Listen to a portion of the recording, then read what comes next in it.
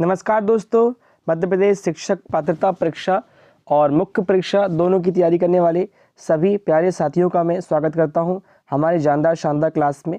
जो आज हम पर्यावरण विषय के महत्वपूर्ण 30 प्रश्न करेंगे जो आपके पेपर में पक्का फंसेंगे। दोस्तों, आपने इनको कर लिया, इन पे बेस जो भी मैं व्याख्यान देता हूं उसको सुन लिया और नोट कर लिया तो आपके 30 में से 25 प्लस नंबर कहीं नहीं गए हैं, क्योंकि मैंने भी लाए हैं, मैं भी चयनित हूं और आपको भी चयन कराने का प्लान है।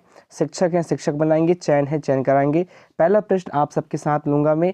ये विगत वर्ष में पूछे प्रश्न रहेंगे प्यारे मित्रों, इसलिए आपको इन प्रश्नों को ध्यान से पढ़ना है और इसके उत्तर करने हैं। फिर कमेंट बॉक्स में आपको लिखना भी है कि आपने कितने नंबर किए हैं। चलिए शुरुआत करेंगे। पहला प्रश्न आपके साथ में, निम्नलिखित में से कौन सी खुराक में प्रोटीन अधिक में नहीं है? मतलब क्या कि आपसे प्रोटीन के बारे में पूछ रहा है और ये देखिए पनीर, दाल, शुद्ध घी, मांस, ये 4 ऑप्शंस में से आपसे पूछ रहा है कि कौन सा वह पदार्थ है या भोजन है जिसमें प्रोटीन ज़्यादा नहीं पाया जाता। हम जब बात करते हैं पनीर की तो पनीर दूध से बनता है, आप सबको पता है। दाल में प्रोटीन होता है, शुद्ध घी और मांस। अब यहाँ पर देखना प्यारे मित्रों, पनीर तो दूध से बनता है, मतलब इसमें प्रोटीन होगा ही होगा। दाल में भी प्रोटीन होता है, मांस में भी प्रोटीन होता है। बात करते हैं किसकी, आप लोग बताएंगे, शुद्ध घी की। तो घी क्या है? एक तेल नुमा पदार्थ है, इसमें तेल होता है, चूँकि तेल नुमा पदार्थ है, तेली पदार्थ है। और इसमें प्यारे मित्रों आपको ध्यान रखना है, वसा की मात्रा अधिकता होती है। किसकी? वसा की, फैट की। आप सबको पता है, इस पे बेस में आपको भी व्याख्यान देता हूँ, आप लोग मेरे साथ नोट करते जाना। चलिए आपको बताता हूँ सारी चीज़ें मैं नोट करना है। जब हम बात करते हैं प्रोटीन की तो हमारे शरीर में प्यारे मित्रों आप सबको पता होना चाहिए पोषक तत्व होते हैं। क्या होते हैं? ये पोषक तत्व होते हैं। और आपसे प्रश्न ये पूछता है कि हमारे शरीर में कितने पोषक तत्व होते हैं, आपको नोट करते जाना है सारी चीज़ें। चलिए जब हम बात करते हैं तो पोषक तत्व के अध्ययन को लिखना है आपको। पोषक तत्व के अध्ययन को ट्रोपोलॉजी कहते हैं। ट्रोफोलॉजी, TROPHO, ट्रोफोलॉजी कहते हैं। लिख लिए, ट्रोफोलॉजी कहते हैं किसके अध्ययन को? पोषक तत्व के अध्ययन को ट्रोफोलॉजी कहते हैं। और नोट करेंगे मानव शरीर के लिए कितने पोषक तत्व की आवश्यकता होती है? पिछली बार पूछा हुआ प्रश्न है, आप बताएंगे हमारे मानव शरीर के लिए 7 पोषक तत्वों की आवश्यकता होती है। कितने? 7, ठीक है। और जबकि जो पेड़ पौधे होते हैं उनको चाहिए होते हैं 17 पोषक तत्व। हमें 7 और पेड़ पौधों को 17 होता है। और याद रखिएगा हमारे पोषक तत्व में सबसे ज़्यादा रक्त में बड़ी आंत से अवशोषित किए जाते हैं। किसको? पोषक तत्व को। पोषक तत्व को सबसे ज़्यादा अवशोषित कौन करता है? आप बताएंगे कौन करता है? बड़ी आंत। कौन करता है? बड़ी आंत करती है। किसको? पोषक तत्व को अवशोषित करती है। क्लियर हो गया? अच्छा, चलिए इसके साथ साथ जो हमारा पचित भोजन होता है, जो पचा हुआ भोजन होता है, उसकी उपयोगी पदार्थों को अवशोषण छोटी आंत की दीवार में होता है। अब इसको नोट करते जाना है। आप क्या बोल रहा हूँ मैं कि भाई आपको ये समझना है हमारे पोषक तत्वों का सबसे ज़्यादा अवशोषण बड़ी आंत करती है। पोषक तत्वों का अवशोषण बड़ी आंत करती है और पचे हुए भोजन का अवशोषण छोटी आंत करती है।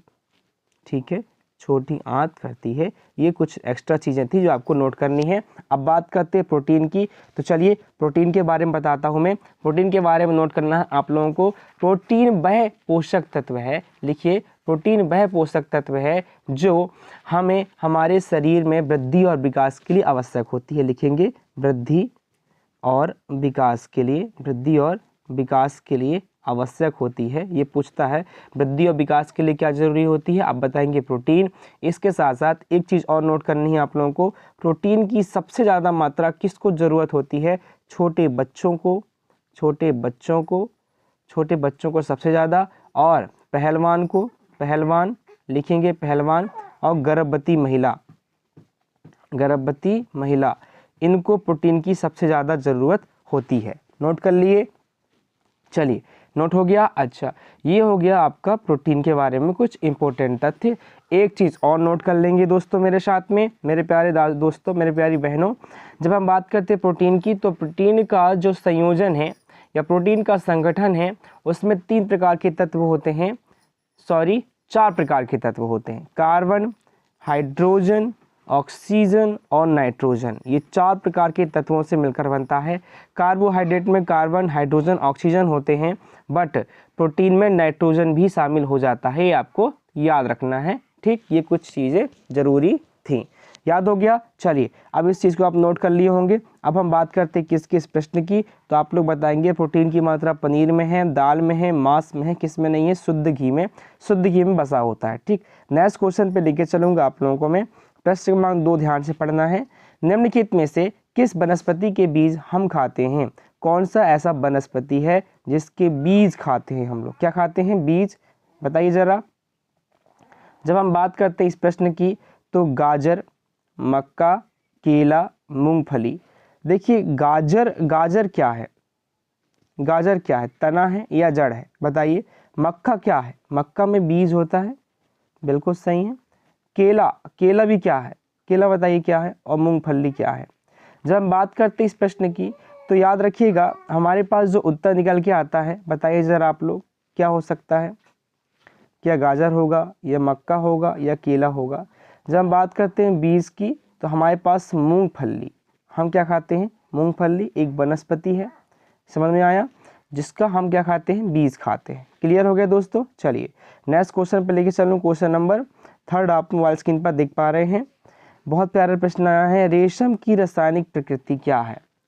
याद रखिएगा, रेशम, ये 8वीं क्लास की साइंस से पूछा प्रश्न है, और हमें इस चीज़ को याद रखना है कि रेशम ध्यान रखिएगा दोस्तों, रेशम क्या है? कार्बोहाइड्रेट, वसा, प्रोटीन, बसी अम्ल। जब हम बात करते हैं कार्बोहाइड्रेट की, तो कार्बोहाइड्रेट से एनर्जी मिलती है, वसा से भी एनर्जी मिलती है, दोनों से। अभी इस पर ज़्यादा व्याख्यान हम आगे करेंगे। प्रोटीन से हमारे शरीर का वृद्धि विकास होता है। बसी अम्ल ये अम्ल है, ठीक है। अब बात करते हैं इस उत्तर की, आप लोग बता दिए होंगे। इसका उत्तर जाएगा प्यारे मित्रों, प्रोटीन। रेशम जो होता है प्रोटीन होता है। क्या होता है? प्रोटीन। आ गया समझ में? रेशम में और कौन सा प्रोटीन होता है वो भी नोट करेंगे आप लोग।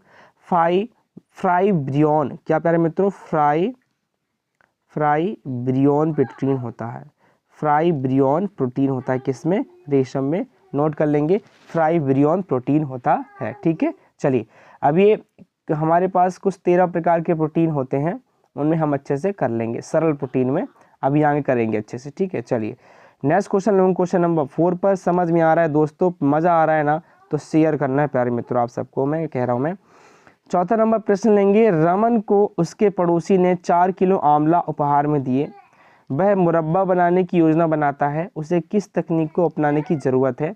जब हम बात करते हैं आंवला की, तो आंवला आप सबको पता है, आंवला में कौन सा अम्ल होता है? ऑक्जेलिक अम्ल होता है आंवला में, ठीक है। और आंवला के बारे में आपसे पूछ रहा है, आंवला का उन्हें क्या बनाना है? मुरब्बा, मतलब आप कहते हो अचार बनाना है, मतलब उसको ज़्यादा समय तक संधारित करना है। तो कौन सी विधि उसको अपनानी पड़ेगी, आपसे पूछ रहा है आंवला बनाने के लिए, ठीक है। बताइए ज़रा, आंवला बनाने के लिए कौन सी विधि अपनानी पड़ेगी? इसका ऑप्शन लेते हैं अपन।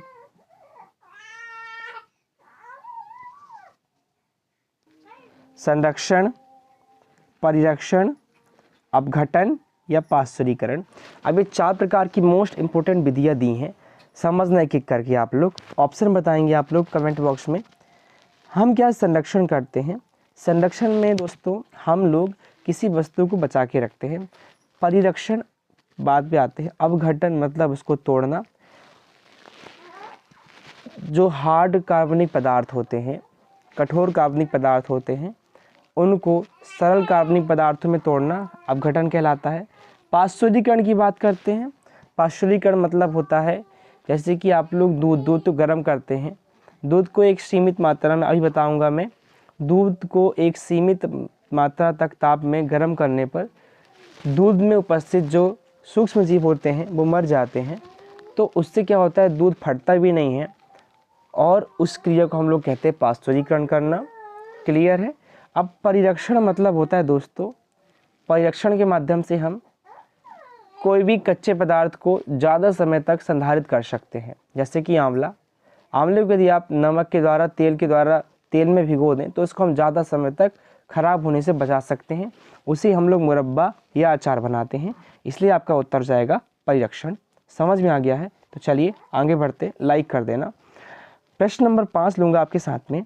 निम्न में से किसका मूल उद्भव स्थान भारत नहीं है? अब आपसे पूछ रहे हैं कि ऐसा कौन से यहाँ पर दिया गया फल है जो कि उसका उद्भव भारत में नहीं हुआ है, मतलब वो भारत में पैदा नहीं हुआ है।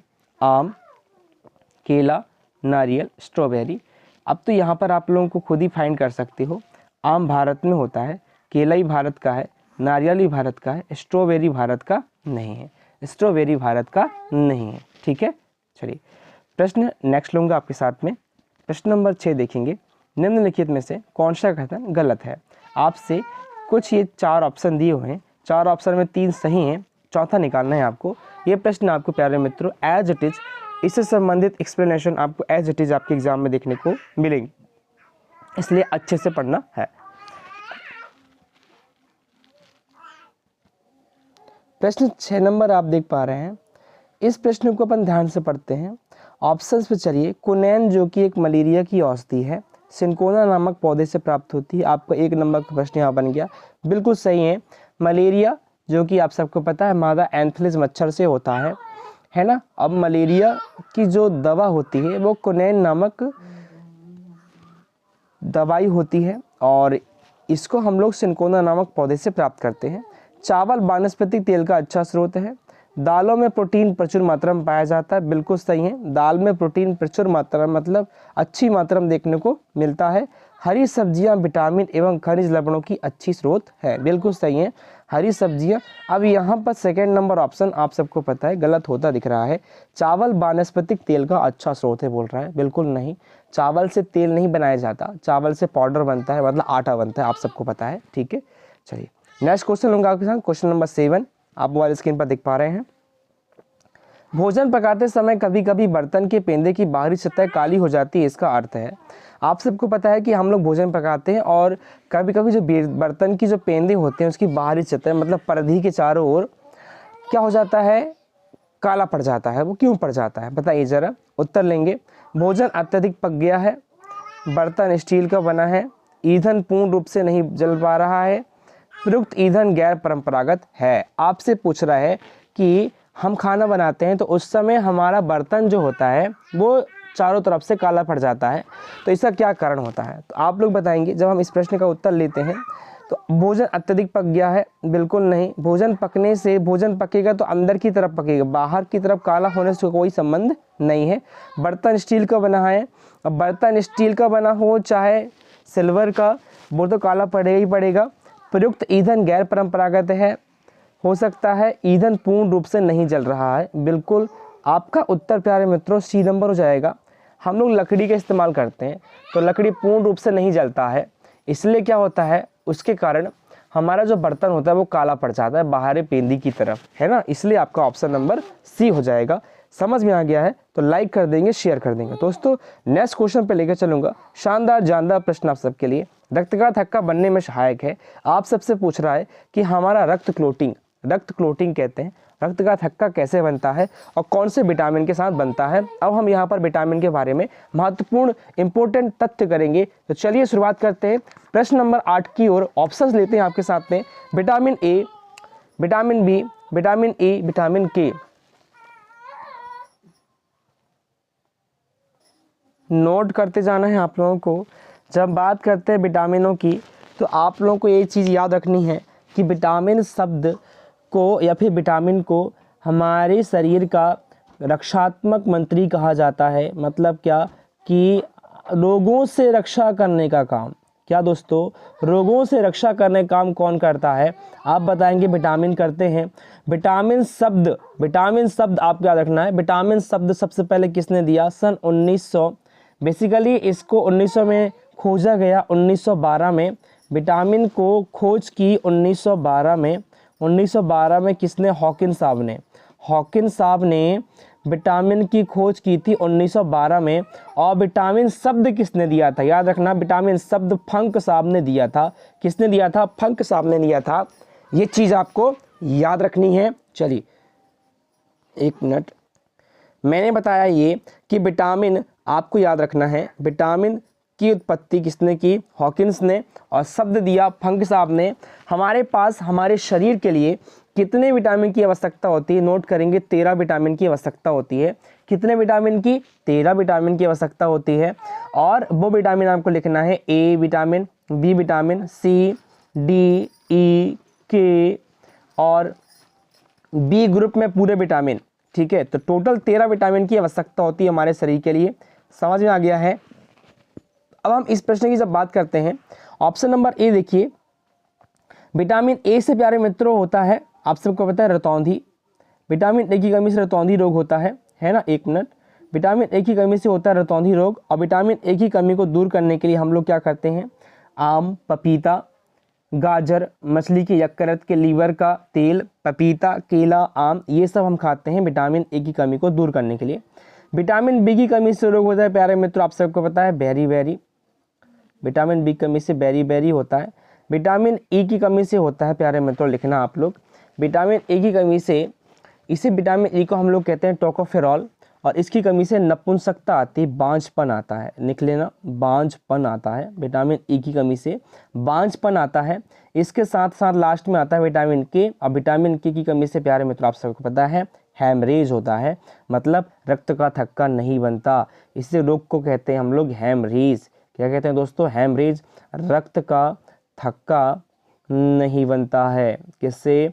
विटामिन ए, विटामिन के की कमी से। ठीक है, समझ में आ गया है? तो लाइक कर देना है, शेयर कर देना है। बहुत प्यारा प्रश्न आ गया है, दूध से दही का बनना क्या कहलाता है? आप बताइए मुझे, दूध से दही का बनना क्या कहलाता है? सबको पता है, ये सब आप जानते हैं, सर्वज्ञ लोग हैं आप सब। इसका उत्तर तो आप सबको पता है, भौतिक परिवर्तन, रासायनिक परिवर्तन, तापीय परिवर्तन, नाभिकीय परिवर्तन। आप सबको पता है, जब हम बात करते हैं नाभिकीय परिवर्तन, तापीय परिवर्तन, तो ये तो हो ही नहीं सकते। दो ऑप्शन है आपके पास, भौतिक परिवर्तन, रासायनिक परिवर्तन। जब हम भौतिक और रासायनिक दोनों परिवर्तनों की बात करते हैं तो ये रासायनिक प्रक्रियाएं होती हैं। भौतिक परिवर्तन भौतिक रूप से मतलब बाहरी आवरण में परिवर्तन होता है, आंतरिक रूप से कोई परिवर्तन देखने को नहीं मिलता भौतिक परिवर्तन में। रासायनिक परिवर्तन एक ऐसा परिवर्तन है जिसमें आंतरिक रूप से परिवर्तन हो जाता है, मतलब ऐसी क्रिया होती है जो कि आप सबको पता है कि नया पदार्थ बन जाता है। जैसे कि आपका दूध से दही बन गया, दूध कोई और पदार्थ था, अब दही बन गया, ये एक नया पदार्थ है, मतलब रासायनिक परिवर्तन हो रहा है। समझ में आ गया है? चलिए नेक्स्ट क्वेश्चन लूँगा आपके साथ में, क्वेश्चन नंबर 10, बिहार के निवासियों का मुख्य भोजन क्या है? आज हम सबको पता है, आपको भोजन वाला हम लोग चैप्टर कर रहे हैं, तो आपको पता होना चाहिए भोजन एवं आदतें। बिहार के निवासियों का मुख्य भोजन क्या है? आप लोग बताएंगे, चावल, गेहूँ, बाजरा, मक्का। मतलब बिहार में उपस्थित जो लोग हैं उनका आपसे मुख्य भोजन पूछ रहा है, तो गेहूँ, बाजरा, मक्का, ये तो तीनों नहीं होते प्यारे मित्रों, आप याद रखना है चावल। ये एक तथ्यात्मक प्रश्न है जो आपको याद रखना है। नेक्स्ट क्वेश्चन लूँ, क्वेश्चन नंबर 11 आपके साथ में, किस विटामिन कमी से घाव से रक्त का बहना नहीं रुकता? वही बोला मैंने, रक्त का थक्का नहीं बनता, जैसे हम लोग कहते हैं हैमरेज। आप लोग याद रखना है, हैमरेज कहते हैं, हैमरेज कहते हैं, रक्त का थक्का नहीं बनता है। बताएंगे विटामिन ए की कमी से आप सबको पता है रतौंधी होता है, विटामिन बी से बेरी होता है, विटामिन सी से स्कर्वी होता है, विटामिन के से हैमरेज होता है, विटामिन के से हैमरेज होता है, याद रखेंगे। अब नेक्स्ट क्वेश्चन लूँगा आपके साथ में, क्वेश्चन नंबर 12 देख पा रहे हैं वाले स्क्रीन पर आप लोग। विटामिन ए की कमी से होने वाला रोग है, अब भी बताया मैंने, रिकेट्स, रतौंधी, स्कर्वी, क्वासियोरकर। याद रखना है इन चीज़ों को। जब हम बात करते हैं रिकेट्स की प्यारे मित्रों, तो विटामिन डी की कमी से होता है रिकेट्स। किसी कमी से? विटामिन डी की कमी से। विटामिन सी से होता है प्यारे मित्रों स्कर्वी, विटामिन सी से होता है स्कर्वी। क्वासियोरकर प्रोटीन की कमी से होता है, लिख लेना है, ये एक्स्ट्रा चीज़ लिखना है आपको, प्रोटीन की कमी से क्वासियोरकर रोग होता है। एक और रोग होता है मेरास्मस, याद रखना है, मेरास्मस और क्वासियोरकर दोनों होते हैं प्रोटीन की कमी से। रतौंधी होता है, आप सबको पता है किसकी कमी से? विटामिन ए की कमी से, जिसको दूर करने के लिए आप सबको पता है क्या करना चाहिए हमें? आम, पपीता, केला, मछली की यकृत का तेल पीना चाहिए, खाना चाहिए। ये किसकी कमी से, किसकी कमी दूर होगी? विटामिन ए की कमी दूर होगी, याद रखना है इस चीज़ को। नया कॉन्सेप्ट है। चलिए नया प्रश्न लेंगे आपके साथ में। प्रोटीन का सर्वोत्कृष्ट स्रोत है, मतलब प्रोटीन का सबसे अच्छा स्रोत पूछ रहा है आपसे कि प्रोटीन सबसे अच्छा किस में पाया जाता है, दूध में, मांस में, सोयाबीन में या अंडा में। जब हम बात करते इस प्रश्न की 13 नंबर प्रश्न की, तो आपको याद रखना है दूध तो सभी तत्वों का एक समुचित समूह है। दूध में सब कुछ मिल जाता है। मांस में पाया जाता है प्रोटीन, पर इसमें थोड़ा बहुत फैट भी पाया जाता है। अंडा में प्रोटीन पाया जाता है, ठीक है। अब बात करते हैं सोयाबीन की, तो सबसे अच्छा स्रोत ध्यान रखना प्यारे मित्रों, सबसे अच्छा स्रोत सोयाबीन है। अच्छा, प्रोटीन की जब स्रोत की बात करते हैं तो आप लोग मेरे साथ नोट कर लेंगे, कुछ चीज़ें लिखवा रहा हूँ मैं कि प्रोटीन सबसे ज़्यादा किस में पाया जाता है। लिखना आप लोग, प्रोटीन सबसे ज़्यादा 65% तक प्रोटीन पाया मित्रों, कितना 65% तक प्रोटीन पाया जाता है स्पाइरोलिना में। लिखेंगे स्पाइरोलिना में, स्पाइरोलिना तो मुझे भी नहीं पता क्या होता है, आप लोगों को पता होगा, आप लोग देखे होंगे तो वो अलग बात है। स्पाइरोलिना में 65% तक प्रोटीन पाया जाता है। स्पाइरोलिना के बाद दूसरे नंबर पाया जाता है सोयाबीन में, दोस्तों लिखना है सोयाबीन में पाया जाता है दूसरे नंबर पर। और सोयाबीन में कितना मिलता है आप लोग बताएंगे, 46%। प्यारे मित्रों कितना मिलता है, 46% सोयाबीन में मिलता है। इसके बाद ध्यान रखना है प्यारे मित्रों, दाल में मिलता है, कितना मिलता है दाल में, याद रखना है 26% तक दाल में मिलता है दोस्तों, 26% तक नोट कर लेंगे। दाल में मिलता है 26%, लिख लेंगे 26% दाल में मिलता है, मतलब पहले स्पाइरोलिना में मिलता है, ठीक है, फिर सोयाबीन में मिलता है, फिर याद रखना है दाल में मिलता है, ठीक है। चलिए ये एक्स्ट्रा चीज़ें थी जो आपको याद रखनी है। आगे बढ़ते हैं अपन लोग। चलिए प्रश्न लेंगे आपके साथ 14 नंबर प्रश्न। भिंडी में पाया जाता है, भिंडी में क्या पाया जाता है बताएंगे। भिंडी में क्या मिलता है, phosphorus, vitamin A, vitamin C, ये सभी। भिंडी की जब हम बात करते हैं, सब्जी है, हरी सब्जी है, तो इसमें क्या मिलेगा बताइए, विटामिन फास्फोरस मिलेगा, विटामिन ए मिलेगा, या फिर आपका विटामिन सी मिलेगा, ये इसी में मिलेगा, बताइए ज़रा।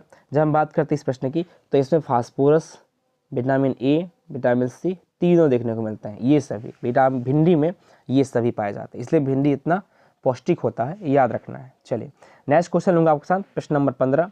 भारत में फलों के अंतर्गत सर्वाधिक क्षेत्र कहाँ है, याद रखिएगा। सर्वाधिक क्षेत्र किसका मिलता है हमारे भारत देश में, फल में सबसे ज़्यादा कौन से फल पाए जाते हैं, नींबू के, अमरूद के, पपीते के या आम के, बताइए ज़रा, ऑप्शंस बताइए ज़रा कमेंट बॉक्स में।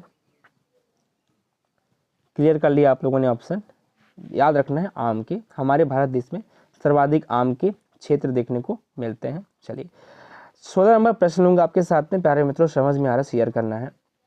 निम्नलिखित में से किस वर्ग में प्रोटीन की प्रचुरता होती है, मतलब प्रोटीन पाया जाता है कौन सा ऐसा समूह है, दूध है, आम, गाजर, अंडा, मटर, मछली, सोयाबीन, चना, मक्का, सेब, दही, मांस। इस प्रश्न की जब ऑप्शंस भी आप लोग चर्चा करते हैं, उत्तर बताइए आप लोग किस में मिलेगा प्रोटीन प्रचुरता है सबसे ज़्यादा। अभी मैंने बताया कि सबसे ज़्यादा मात्रा में प्रोटीन पाया जाता है स्पाइरोलिना में 65%। उसके बाद सेकेंड नंबर में आता है आपका सोयाबीन, इसका मतलब सोयाबीन जहाँ होगा वो ऑप्शन ऑटोमेटिकली सही हो जाएगा, और आपका सोयाबीन नंबर ऑप्शन वाला सी नंबर देखने को मिल रहा है, मतलब सी नंबर आपका सही हो जाएगा। चलिए नेक्स्ट क्वेश्चन लूँगा, 17 नंबर प्रश्न हमारे स्क्रीन पर देख पा रहे हैं।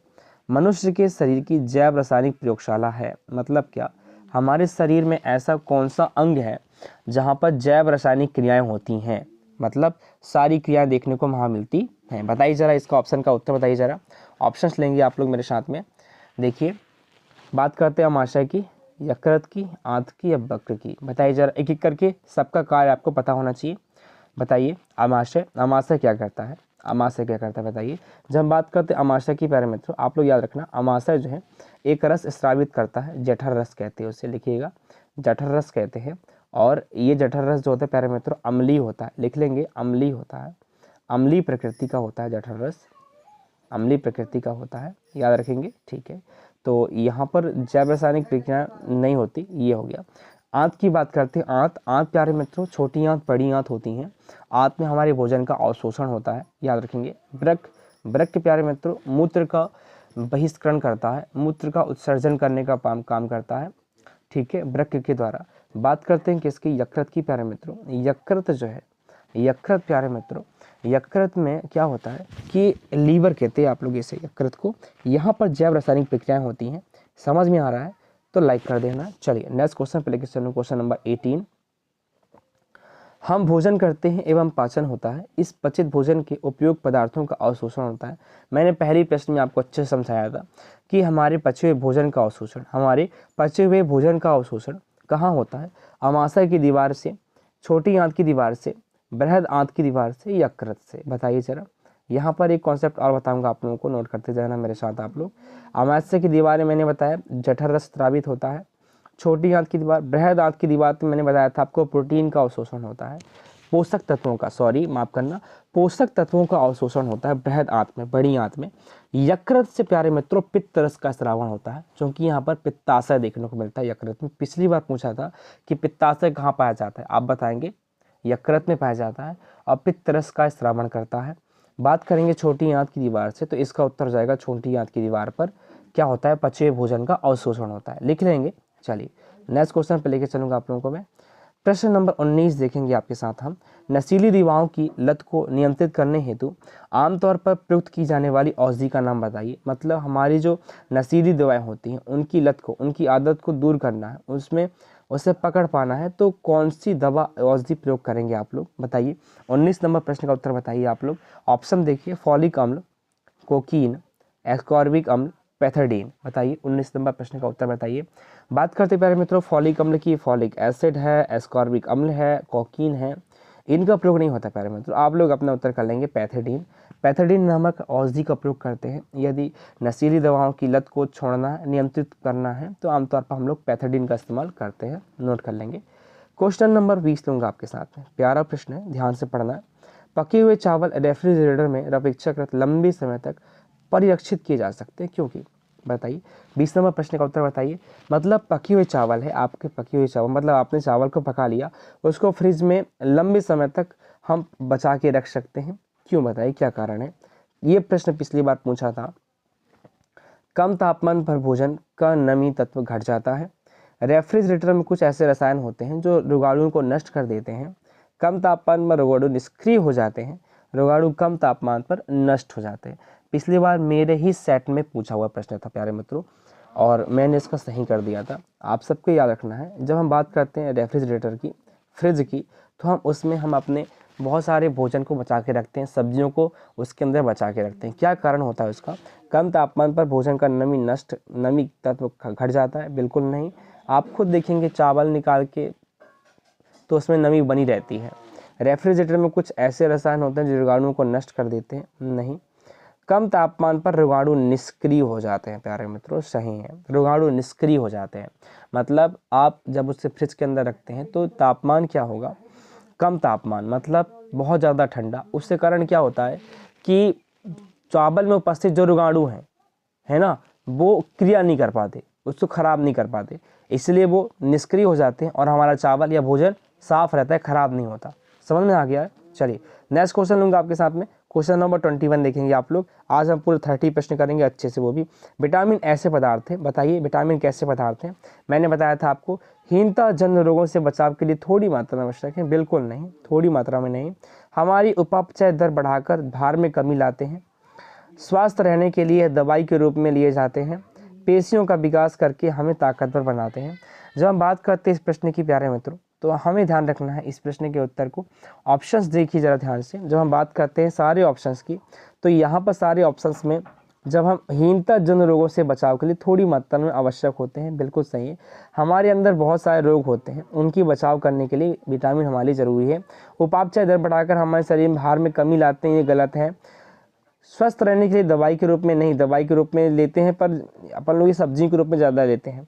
पेशियों का विकास करके हमें ताकतवर बनाते हैं, नहीं, ये तो प्रोटीन का काम है, ये तो प्रोटीन का काम है, ठीक है। इसलिए हमारे जो रोग होते हैं उनसे बचाव करने के लिए विटामिन की आवश्यकता होती है। समझ में आ गया है? चलिए प्रश्न क्रमांक में 22 लूँगा आपके साथ में। यह देखा गया है कि पाचन क्रिया बाहर की अपेक्षा अमाशय के अंदर अधिक तेजी से होती है ना।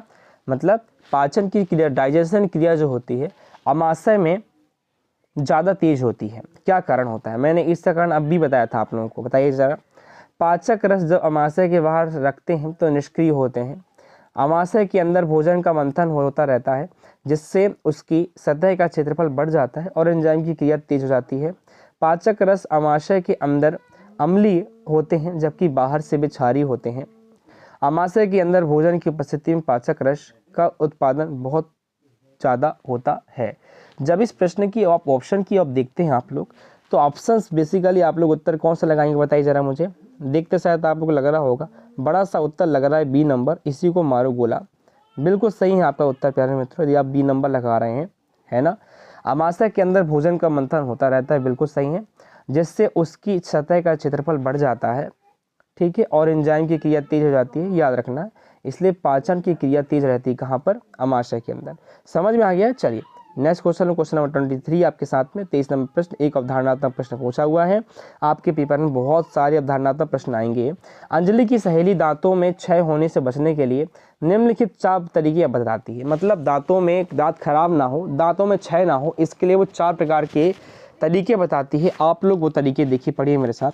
दिन में 2 बार ब्रश करें, इनेमल कम ना हो इसके लिए ब्रेसेस पहने, मिठाई, चॉकलेट्स और कार्बन डाइऑक्साइड युक्त पेय पदार्थ ना लें, बिल्कुल सही है।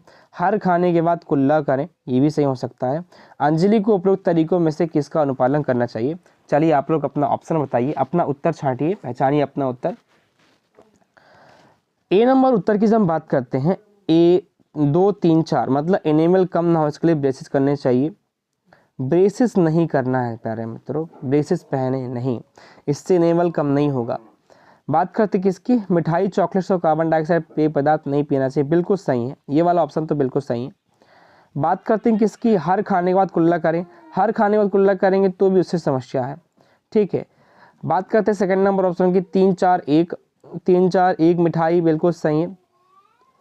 और हर खाने के बाद कुल्ला करें, कुल्ला करना ज़रूरी है दोस्तों, सॉरी माफ़ करना, कुल्ला करना भी ज़रूरी है क्योंकि चौथा ऑप्शन है यहाँ पे, तो कुल्ला करना चाहिए हर खाने के बाद। 1 नंबर ऑप्शन में दिन में 2 बार ब्रश करें, बिल्कुल सही, बिल्कुल बी नंबर ऑप्शन यदि आप लोग लगा रहे हैं तो आपका उत्तर सही है दोस्तों, ठीक है। चलिए